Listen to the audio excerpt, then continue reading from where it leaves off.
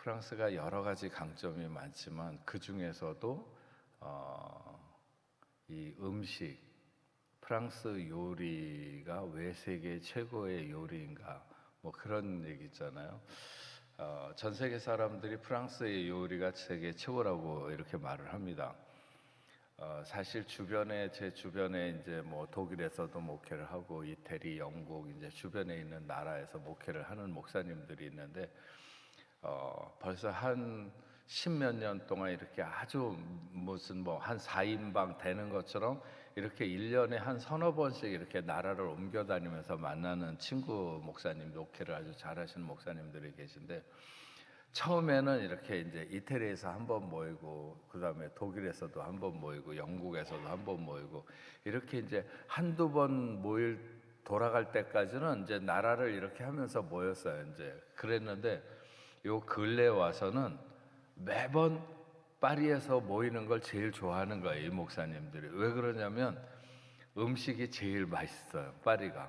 그걸 이제 다 공통적으로 시인하는 거죠. 그래서 어떤 목사님은 자기는 프랑스에 대해서는 사대주의가 있다. 그게 뭐 때문에 그러냐면 음식 때문에 그런 얘기를 하는 거예요.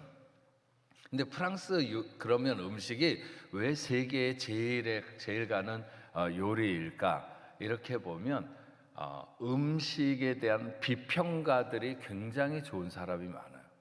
그러니까 비평을 잘하기 때문에 굉장히 좋은 음식이 만들어지는 거예요. 그래서 프랑스의 음식 비평가의 그 파워라고 하는 게 굉장합니다.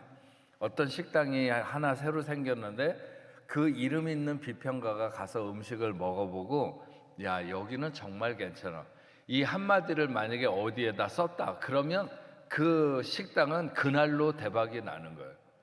그런데 그러면 그런 사람들이 이 사람도 데리고 가서 얘기하고 저 사람도 얘기하고 뭐 그러면 되지 않을까 하는데, 절대로 또 그렇진 않아요. 그 사람들은 그 음식 비평가들에 대한 어떤 자존심이라고 그럴까요?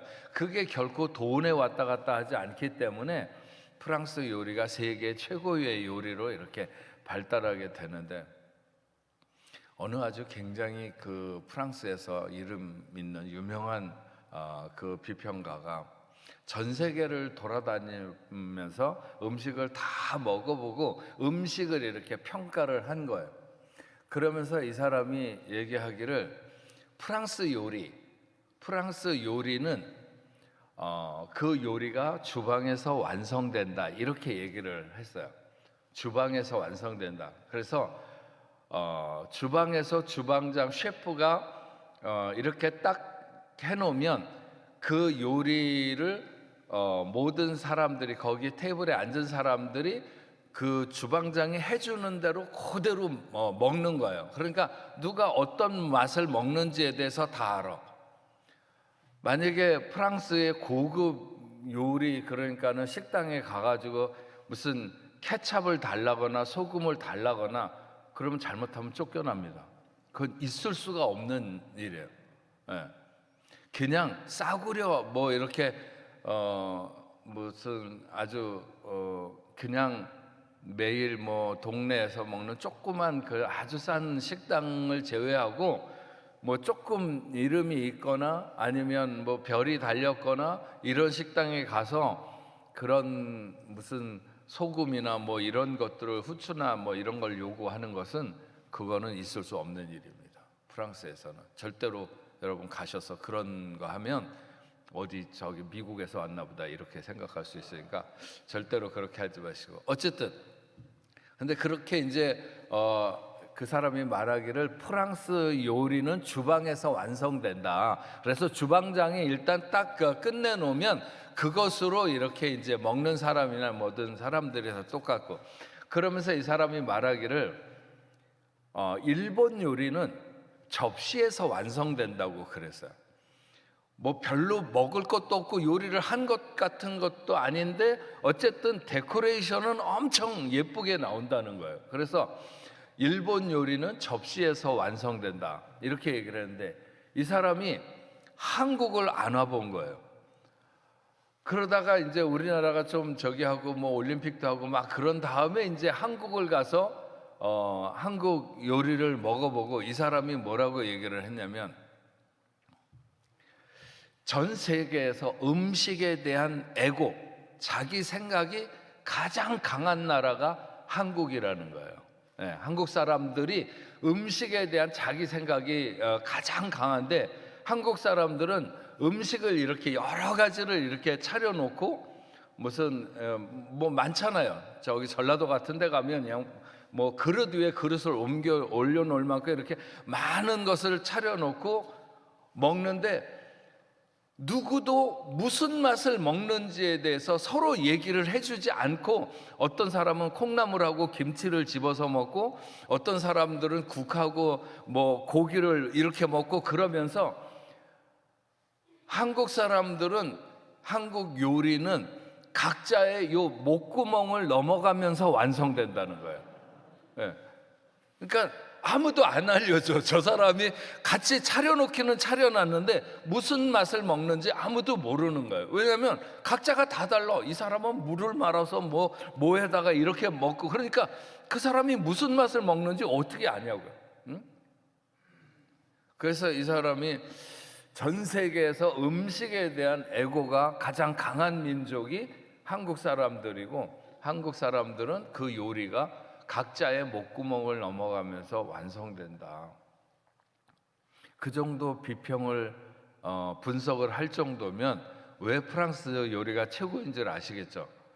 예, 정말 저는 교인들한테 뭐 엊그저께도 밥 먹으면서 그런 얘기를 했지만, 제가 다른 거는 목회자로서 조금 더 이렇게 화려하거나 굉장히 좋거나, 하다못해 누군가가 넥타이를 무슨 하나만 사다 줬어도 그거를 이렇게 내세우거나 자랑하는데 조심스러워요. 왜냐하면 성도들 중에는 정말 어려운 분들도 있고 힘든 분들도 있으니까. 그렇지만 내가 목회자로 파리에 오래 살면서 어디에 가서 맛있는 음식을 먹었을 때 나도 모르게 막 정말 저절로 행복해지는 그런 건 내가 감출 수가 없다. 성도들에게 그런 얘기를 간혹 할 때가 있습니다. 정말 프랑스의 요리는 살면 살수록 감탄할 수밖에 없는, 일반 그냥 뭐 적당한 요리는 다 비슷합니다. 영국, 그럼 맛없는 영국도 비슷하고 독일도 비슷하고 뭐 이태리 다 비슷한데, 고급 조금 괜찮은 이렇게 요리로 올라가게 되면 정말 너무 이렇게 그 요리가 뛰어난데, 한 번씩 이렇게 프랑스 오실 때는 다른 거 말고 돈을 조금 모아서 내가 조금 더 비싼 음식을 한번 먹어보리라, 이런 결심을 하고 오시면 굉장히 좋고, 그 돈이 마련이 안 되면 저를 찾으시면 됩니다. 그럼 제가 한번 그런 식당을 모시고 가서 저희가 이렇게 캐나다에서 만난 것도, 제가 어저께도 나가다 깜짝 놀랐어요. 김경진 목사님이라고 예전에 저희 교회 와서 한번 집회를 하셨는데, 제가 굉장히 인상이 깊었고 말씀도 너무 좋으시고 그랬는데, 어저께 이렇게 오셨더라고요. 그 옛 생각이 이렇게 나면서 함께 이렇게 보냈던 시간이 생각나는데, 저희 여러분들도 분명히 어느 순간인가 파리에서 우리 한번 만나는 시간이 있을 줄로 압니다. 그때 캐나다 서부 장로교에서 있었다. 그거 한 가지로 제가 여러분들에게 파리의 진수를 느낄 수 있는 음식을 맛보도록 그렇게 해드릴 수 있습니다. 그러니까 꼭 파리에 오시면 한번 이렇게 같이 좋은 은혜의 시간을 나눌 수 있고, 또 사실은 미술이면 미술, 음악이면 음악, 저희 말씀드렸잖아요. 세계 정말 탑인, 어저께 우리 장로님 그러는 게, 어저께 프랑스 대통령하고 점심을 먹었는데 지나가면서 그냥 대통령이랑 점심 먹었다는 얘기를 그냥 지나가면서 하는 거예요. 제가 물어본 것도 아니고 그냥 이렇게 다른 얘기를 하다가 그랬는데 이런저런 얘기를 하더라. 그런, 우리 교회 세계 최고의 오페라 발레단의 수석 무용수도 있고 세계적으로 그렇게 이름 있는 사람들도 있고, 그래서 제가 알게 모르게 문화적 소양이라든지 이런 것들이 꽤 많이 쌓여 있습니다. 그러니까 그런 걸 동원해서 여러분들에게 좋은 안내를 해드릴 수 있으니까 파리에 오시면, 제가 이런 얘기 저녁 예배 안 하는 거는 너무 많이 오면 또 그럴 수 있으니까 이렇게 새벽 예배에 특별하게 여러분들에게만 말씀을 드립니다. 오늘 사도행전 7장에 그에게는 삶과 죽음의 경계가 없었다.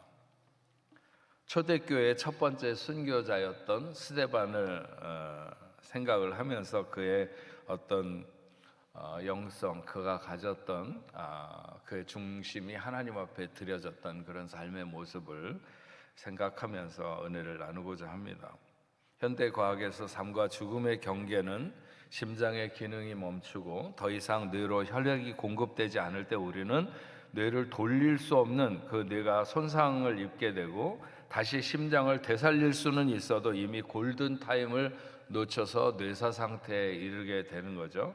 그래서 의학적으로 심장의 순환 기능이나 뇌의 손상이 삶과 죽음의 경계를 가르는 그런 기준으로 이렇게 작용하는 것을 알 수 있습니다. 인간이 죽음을 두려워하는 내면에는 죽음에 대한 반감과 공감의 성질을 동시에 갖고 있다, 이렇게 말할 수 있습니다. 반감에 따른 두려움이나 공포는 죽음에 대해서 잘 알지 못하기 때문이라고 하는 것인데, 경험할 수 없는 확실하지 않은 것에 대한 인간은 두려움을 느끼기 마련이라고 하는 것이죠. 반면에 공감에 따른 두려움은 무의식이 순간적으로 죽음에 이끌리게 되는 성향이 있다는 거예요. 그래서 우리가 높은 절벽 위에 서거나 아니면 건물 꼭대기에 섰을 때 가만히 있으면 떨어지지 않는데 움찔거리면서 뒤로 물러서거나 앞으로 자기도 모르게 발을 내딛거나 자기도 잘 감지 못하는 무의식이 죽음으로 이끌어 자기도 모르게 발을 내디딜까 봐 두려움을 느낀다고 하는 것입니다. 죽음에 대한 두려움이나 공포는 거의 본능 같기 때문에 외면하려고 집착하면 오히려 더 그것에 붙들리게 된다 하는 것입니다. 인간 인생은 누구나 다 죽죠. 제가 말씀드린 것처럼 저희 집이 에펠탑에서 100m도 채 안 떨어져 있는데 그 에펠탑에 기초를 놓을 때 그 기초 공사를 하거나 그 공사에 관여한 사람들 중에 지금까지 살아있는 사람은 한 명도 없습니다. 우리 집 아파트가 1901년에 지어졌는데 첫 입주자들 중에 아직 살아있는 사람도 한 명도 없습니다. 다 죽었고 죽어간 사람들은 위에서 말한 것처럼 대부분 죽음에 대한 반감과 공감의 성질을 내보이면서 죽음의 길로 갔을 것이라고 봅니다. 죽음이 멀리 있는 것 같은 순간에는 그토록 당당하던 사람들도 죽음이 문 앞에 이르는 것 같은 것을 느끼는 순간에는 옷을 벗고 추운 겨울에 밖에 나가 선 사람처럼 그렇게 영혼이 떨려오는 것을 감추지 못하게 되는 것이죠.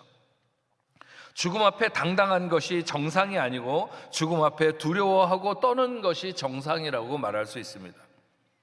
하지만 우리는 오늘 본문에서 일반적인 인식론과 다른 한 사람을 만나게 되는 것입니다.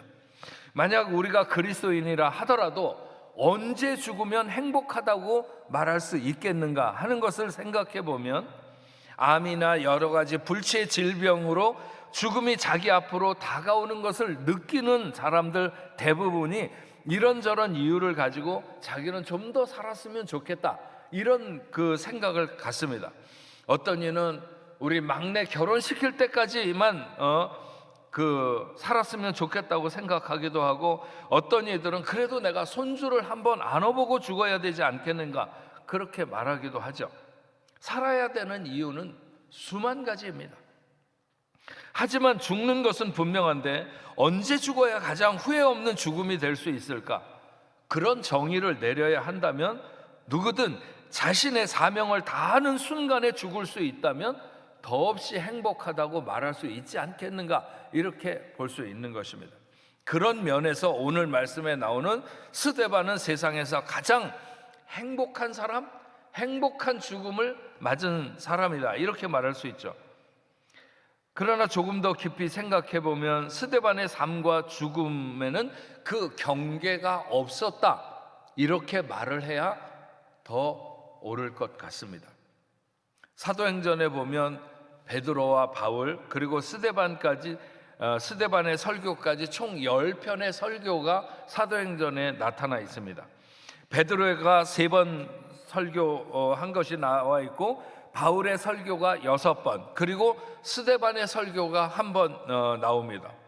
당시 설교라고 하는 것이 대부분 자신들이 예수님을 만난 경험을 통해서 복음을 증거하는 일입니다.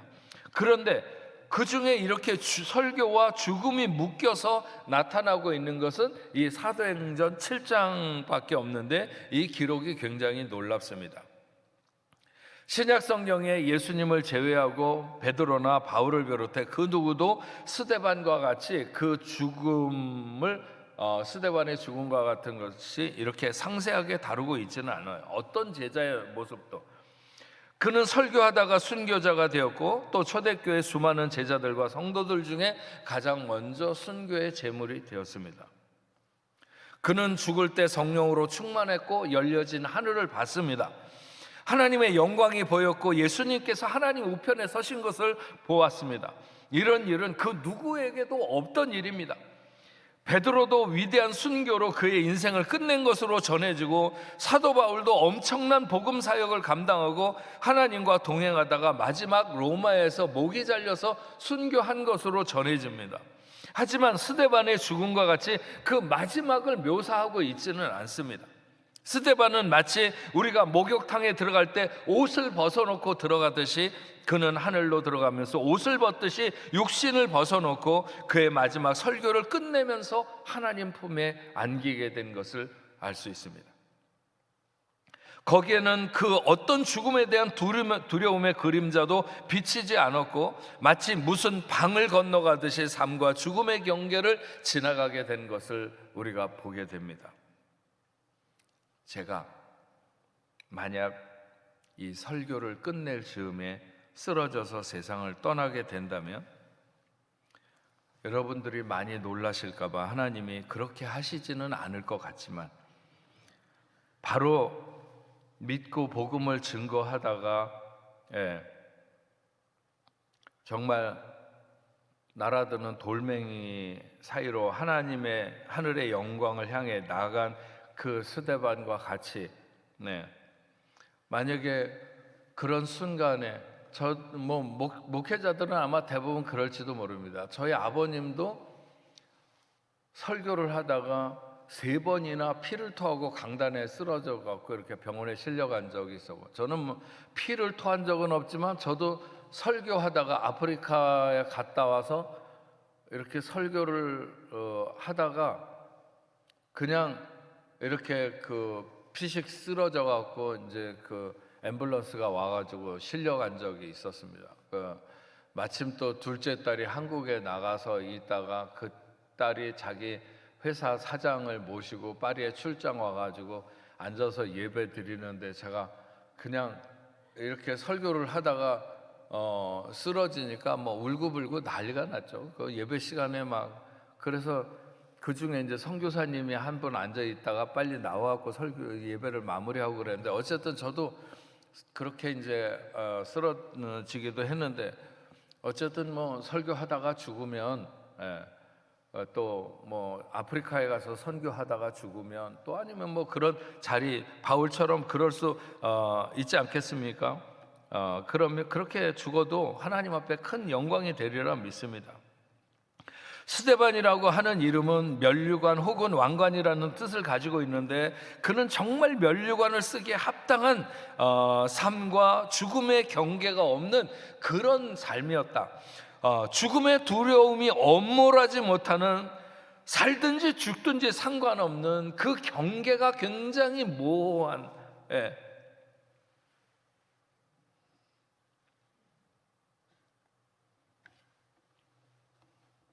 체코의 단편 영화 중에 모스트라고 하는 영화 보신 분들이 많이 있으실 텐데, 기차를 탄 수많은 사람들을 구원하기 위해서 철로를 연결하고 있는 그 레바를 당겨야 하고, 철도 영무원으로 그 철도를 연결해주는 그 다리에 어떤 철도를 연결해주는 그 레버를 당겨야 되고, 그렇게 되면 자기 아들이 기계에 맞물려서 이렇게 죽을 수밖에 없게 된 그 영무원 아버지, 이름 모를 많은 사람들을 구원할 것인가, 아니면 자기의 사랑하는, 그러기 위해서 자기의 사랑하는 아들을 죽어가게 할 것인가, 이름 모를 많은 사람의 생명을 건져야 하는지 아니면 자기 아들의 생명을 살려야 하는지, 반드시 둘 중에 하나를 선택해야 되는 절체절명의 순간에 사람들을 살리기 위해서 그 다리를 연결하는 그 레바를 당기고 그 기계에 희생되는 아들에게로 울부짖으면서 달려가는 그 아버지, 그는 수많은 사람들을 살리는 다리가 되지만 대신 사랑하는 아들을 가슴에 묻어야 하는, 그는 다리를 놓기 위해서 마치 물밑에 놓여진 돌과 같이 그렇게 되는, 초대교회의 거룩한 영성을 전해주기 위해 스데반의 인생은 삶과 죽음의 경계에 마치 다리가 놓인 사람처럼, 그런데 그는 드러나는 멋진 다리가 아니라 마치 다리를 놓기 위해서 물밑에 놓여진 돌과 같은 그의 삶과 죽음은 바로 그런 것이었다, 이렇게 보여집니다. 그는 초대교회에 칭찬받는 사람, 성령이 충만한 사람, 그래서 7 집사 중에 가장 먼저 꼽히는 그런 사람이었습니다.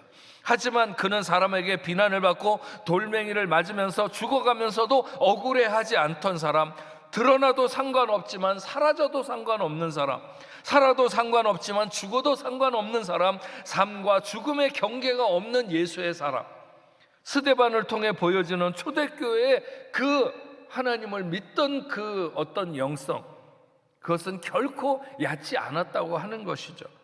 그는 예수를 위한 다리인데 그렇게 다리에 놓여지는 겉으로 드러난 부분이 아니라 오히려 물밑에 들어가는 돌과 같은 사람이었다. 스데반은 또한 그리스도의 관역 같은 사람이었습니다. 그리스도의 관역이 되기를 원하는 사람이었죠. 베드로를 비롯한 예수님의 제자들이 그대로 있었던 때였습니다. 예수님이 그들이 기다리던 메시아이며 구세주라고 하는 사실을 받아들이기 시작했을 때 그분의 제자들이었던 한 명 한 명의 위력은 대단했습니다. 그런데 그들 중에 한 명이 아니라 헬라파 유대인들 중에 스데반이 교회의 집사로 초대교회의 이정표가 된 것은 매우 놀라운 일이죠. 그는 생명의 면류관을 쓸 자이며 부활의 꽃과 같은 사람입니다. 베드로의 순교도, 바울의 순교도, 그리고 수많은 성도들의 순교도 모두가 다 그를 따라서 일어나게 된 것입니다. 스데반은 집사이면서 말씀에 능했습니다. 은혜와 권능이 충만해서 큰 기사와 표적을 민간에게 나타냈습니다. 사도행전 6장에 스데반은 성령과 지혜와 권능이 충만한 사람이고 사람들에게 칭찬받는 그의 얼굴이 천사와 같이 빛났다고 했습니다. 그의 한편의 설교는 성경을 전체를 한 줄로 꿰뚫었습니다. 그러면서 그들의 교만, 그들의 헛된 자랑, 그들의 목이 고든 결국 그것이 예수를 십자가에 못 박았다, 51절부터 52절에 그렇게 질타하는 것입니다.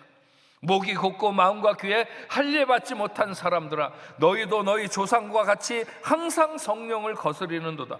너희 조상들이 선지자들 중에 누구를 박해하지 아니하더냐.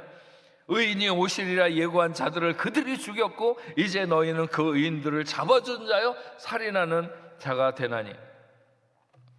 스데반은 복음을 우회하지 않았습니다. 목이 곧고 교만한 백성, 고집센 백성, 마음과 귀에 할례받지 못한 백성, 조상들처럼 항상 성령을 거스리는 백성, 예수를 죽음으로 내몬 백성, 너희가 바로 그런 사람들이다. 겉모습은 하나님의 백성 같지만 본질을 놓치고 있는 그들의 긴 역사를 꿰뚫으면서 너희가 하나님을 거스렸다, 해박한 지식과 움츠러들지 않는 담대함으로 역사를 꿰뚫으면서 그들의 조상과 그들의 죄악을 지적하는 스데반은 그들의 아픈 구석을 파고들었습니다. 그러면서 그는 그리스도의 관역되기를 마다하지 않았습니다. 스데반의 논조가 격해지고 강해질 때 그는 그리스도를 향하는 모든 화살이 자기에게 날아드는 것을 알았습니다. 하지만 그는 결코 그 화살을 피하지 않았습니다. 순교를 직감했을지도 모르지만 숨지 않았습니다. 그리스도의 관역으로 마치 자신이 벌집처럼 수없는 화살을 맞고 죽으면 죽기를 마다하지 않고 그것이 자기의 고백이 되기를, 그것이 자기의 자랑이 되기를 원했던 것입니다. 화란의 화가 렘브란트는 개혁자 칼빈주의 신앙을 바탕으로 해서 자랐습니다. 하이델베르그는 프랑스를 비롯해서 많은 그런 칼비니스트들이 그런 곳으로 독일로 집단 이주했고, 그럴 때 또 많은 사람들이 화란으로 갔습니다. 개혁자들의 신앙인들은 삶과 죽음의 경계를 넘나들면서 신앙생활을 했습니다. 렘브란트의 작품 중에 가장 오래된, 그가 가장 어렸을 때 서명했던 작품이 바로 스데반의 순교라고 하는 그런 작품입니다. 렘브란트가 그런 이야기를 했습니다. 중요한 것은 죽는 순간이 아니라 그 전에 스데반이 증언했던 고백에 있다. 순교가 순교되는 것은 고백에 달려 있다. 고백과 순교는 동전의 양면 같다. 고백 없는 순간은 열광에 사로잡힌 맹목에 다를 바 아니고, 순교 없는 고백은 공허한 말장난과 독백에 다를 바 아니다. 앞으로 인생이 어떻게 펼쳐질지 알 수 없지만 나는 고백하는 인생으로 살고 싶다. 내가 그린 모든 작품도 고백으로서의 작품이 되기를 바란다. 구원에 대한 바른 이해와 더불어 삶 전체를 새롭게 하라는 하나님의 부르심이 내 그림을 통해서 구현되기를 원한다. 렘브란트가 그렇게 말했습니다. 렘브란트는 바른 개혁신앙으로 살고 또 그렇게 작품을 하고 싶어 했습니다. 스데반의 순교와 초대교회의 영성의 빗줄기 같이 생각된 렘브란트는 그 작품을 통해서 자신의 신앙을 고백하는 것을 알 수 있습니다. 거기에 스데반의 순교라고 하는 그림에 렘브란트가 자기를 이렇게 그려놓은 거죠. 거기에 어떤 사람의 형상으로 자기를 그 스데반이 죽어가고 있는 자리에 그 증인으로 그려놓고 있는 거예요. 렘브란트와 스데반이 순교하는 시차는 어마어마하지 않습니까? 그래도 자기는 그 일의 증인이라고 거기에 자기를 그려놓은 것을 알 수 있습니다. 1808년 5월 3일이라는 고야의 작품이 있습니다. 총을 맞고 있는 양민의 옷이 눈부시게 희게 그려진 그런 작품이죠. 스데반은 그리스도의 관역이었습니다. 그리고 그것은 눈부신 하나님의 영광이라고도 말할 수 있습니다. 스데반은 죽음의 경계에서 하늘문을 열고 있습니다. 스데반이 순교할 때 하늘문이 열리면서 하나님이 그곳에 계시고 하나님의 아들도 그분과 함께 계시는 것이 다른 사람들 눈에도 보였다면, 그럼에도 불구하고 끝내 그를 죽일 만큼 겁을 상실한 인생은 아무도 없었을 것입니다. 성령에 붙들린 사람의 눈이 열려져서 그 높은 하늘의 영광이 선명하게 보였던 것이죠.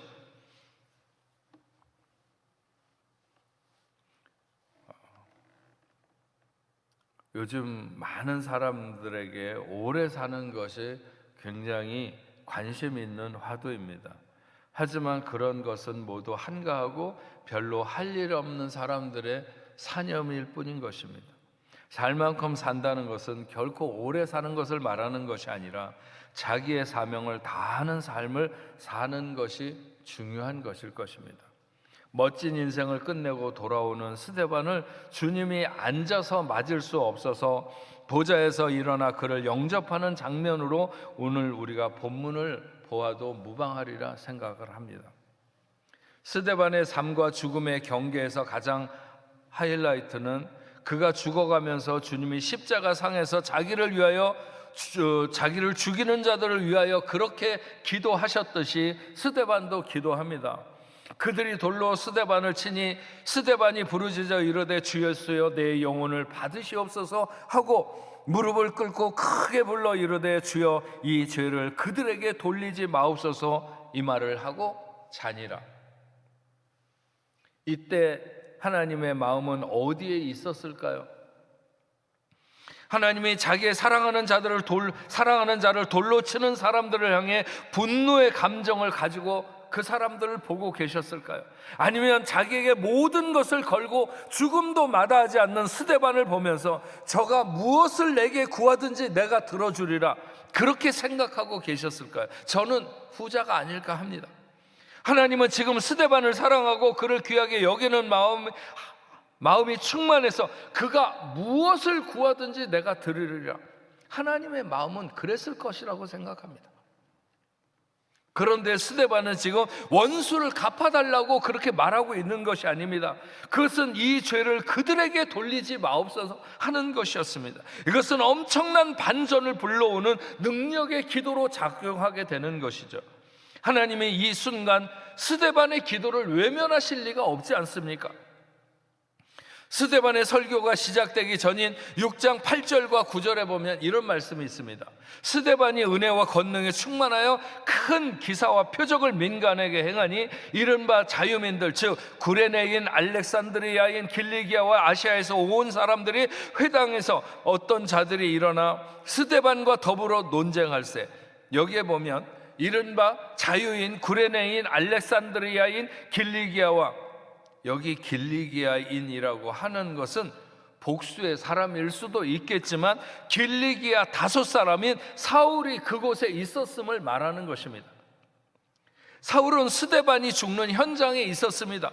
스데반이 그 죄를 저들에게 돌리지 말아달라고 하나님께 기도했을 때 그 기도가 가장 유력하게 임한 사람이 바로 사울인 것이 틀림없는 것이죠.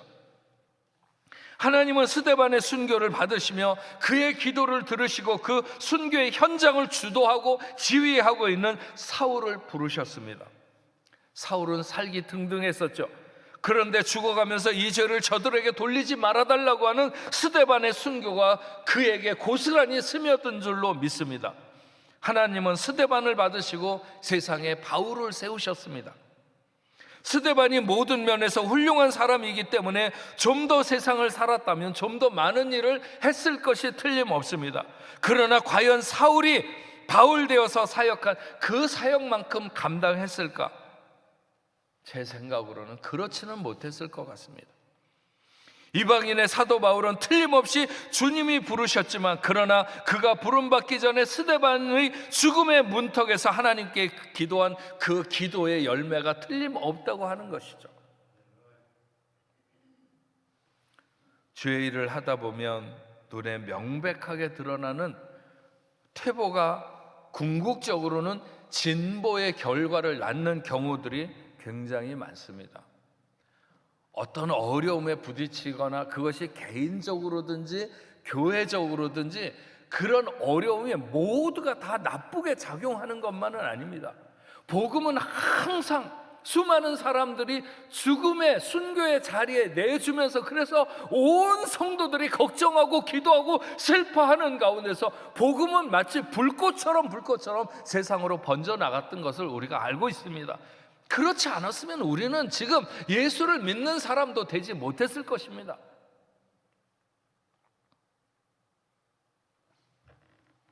스데반 한 사람의 죽음은 셀 수 없는 수많은 사람들에게 생명을 낳는 원리로 작용했던 것입니다. 우리는 항상 죽어야 사는 것을 잊어서는 안 됩니다.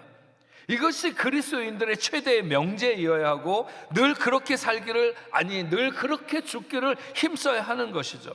오늘 돌에 맞아 죽어가는 상황을 맞더라도 그 환경이나 적을 바라보지 않고 하나님의 표정을 살필 줄 아는 그런 성숙한 그리스도인, 그것이 이 땅을 구원하시기 위해서 오셔서 사신 예수님의 모습이며 오늘 우리가 살피는 스데반의 모습이라고 하는 것입니다. 예수님은 이 시대에 그렇게 쉽게 전해지지 않았습니다. 아무리 사랑으로 전해도 외면하고 오해하고 공격하고 비방합니다. 스데반은 자기를 죽여달라고 달려들고 돌을 던지는 사람들을 품고 기도했습니다. 죄를 지적하는 설교를 듣고 사람들의 반응은 두 가지였습니다. 하나는 우리가 어찌할꼬 하면서 회개하는 사람들이 있는가 하면 큰 소리를 지르며 귀를 막고 달려드는 사람들도 있습니다. 전자보다 부자가 훨씬 많은 세상을 우리가 살아가고 있습니다. 그래서 우리가 늘 각오하고 세상 앞에 서야 하고 각오하고 말씀과 복음을 들고 서야 하는 것입니다.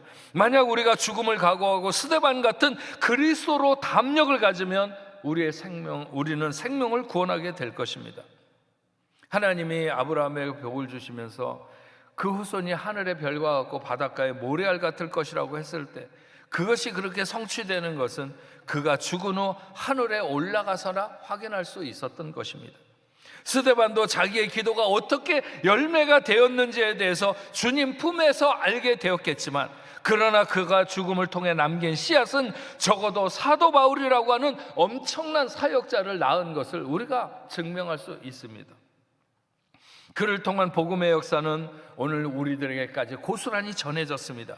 죽음이 생명을 낳는 원리가 우리의 길이 되어야 하는 것입니다. 희생 없이, 헌신 없이 복음은 결코 진보하지도 않고 전달되지도 않습니다. 스데반은 살아도 주를 위하여 살고 죽어도 주를 위하여 죽는 자세로 삶과 죽음의 경계에서 하늘 문을 열고 자기가 올려다볼 뿐만 아니라 많은 사람들이 그 하늘을 보고 소망을 가질 수 있도록 했습니다. 사도 바울은 분명히 스데반이 열어놓은 그 하늘을 본 것입니다. 그래서 그는 기꺼이 스데반의 길로 가기를 원했고 그렇게 갔던 것을 알 수 있습니다.